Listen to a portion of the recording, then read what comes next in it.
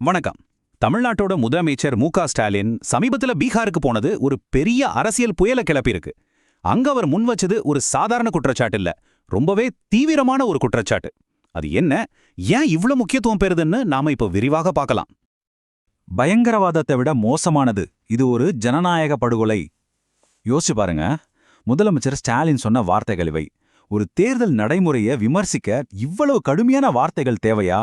இதன் பின்னணியில அப்படி என்னதான் இருக்கு? வாங்க தெரிஞ்சுக்கலாம். ஆமா, ஒரு முதலமைச்சர் ஏன் இன்னொரு மாநிலத்துக்கு போய் இந்த அளவுக்கு கோவமா பேசணும்? அப்படி என்னதான் நடந்தது? வாங்க நடந்ததை வரிசையா பார்க்கலாம். முதல்ல நாம பாட்னாவுக்கு போவோம். ஆகஸ்ட் 27ஆம் தேதி அங்க என்ன நடந்தது? ஸ்டாலின் என்ன பேசினார்? பாட்னா பேரணியில ஸ்டாலின் பேசுனது ரொம்பவே ஷார்ப்பு. நேரடியா தேர்தல் ஆணையத்தையே கைப்பாவைன்னு சொல்லிட்டாரு. அதோட 65 லட்சம் வாக்காளர் பேர் நீக்கப்பட்டது ஒரு பெரிய அநீதின்னு ரொம்ப கடுமையா விமர்சிச்சாரு.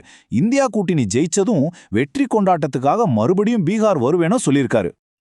ஆனா ஸ்டாலின் திடீர்னு போய் இதெல்லாம் பேசல. இதுக்கு ஒரு பெரிய பின்னணி இருக்கு. பீகார்ல ஏற்கனவே ஒரு பெரிய போராட்டம் நடந்துட்டு இருந்துச்சு. அதோட ஒரு பகுதியா தான் ஸ்டாலின் அங்க போயிருக்காரு. அந்த போராட்டத்தோட பேரு தான் வாக்காளர் அதிகார் யாத்ரா. சிம்பிளா சொல்லணும்னா வாக்காளர் உரிமை பேரணி.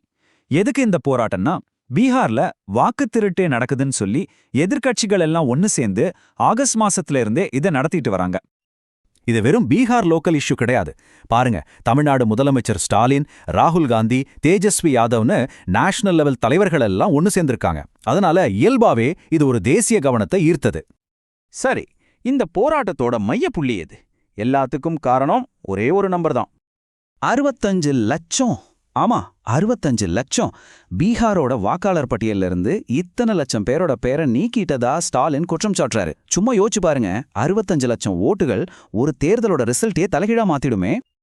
இங்க தான் அசல் சிக்கலே ஆரம்பிக்குது. ஒரு பக்கம் ஸ்டாலின் என்ன சொல்றாருன்னா, தேர்தல் ஆணையம் ஆளுங்கட்சிக்கு சாதகமா ஒரு கைப்பாவ மாதிரி செயற்படுதுன்னு சொல்றாரு. ஆனா இன்னொரு பக்கம் தேர்தல் ஆணையம் என்ன சொல்லுது? இல்ல, இது ஒரு ரொட்டீன் ப்ராசஸ், வாக்காளர் பட்டியல சரி பார்க்கிற ஒரு சாதாரண நடைமுறை தான் இதுன்னு சொல்றாங்க. இதுல எது உண்மை? ஸ்டாலின் வெறும் குற்றச்சாட்டு மட்டும் வைக்கல, அவர் தேர்தல் ஆணையத்தை நோக்கி சில நேரடியான கேள்விகளையும் கேட்டாரு. சரி, நீங்க சொல்றது சரிதான்னா, நீக்கப்பட்ட வாக்காளர்களோட சரியான கணக்க கொடுங்க. புதுசா இளம் வாக்காளர்களை சேர்க்க என்ன செஞ்சீங்க? பேர் நீக்கப்பட்டவங்க மேல்முறையீடு செய்ய என்ன வழி இருக்குன்னு தெளிவா கேட்டிருக்காரு. இது நடந்தது முதல் நாள். அடுத்த நாள், அதாவது ஆகஸ்ட் 28ஆம் தேதி, இந்த போராட்டம் இன்னும் தீவிரமாச்சு. 2வது நாள் ஸ்டாலின் இன்னும் ஒரு படி மேல போனாரு.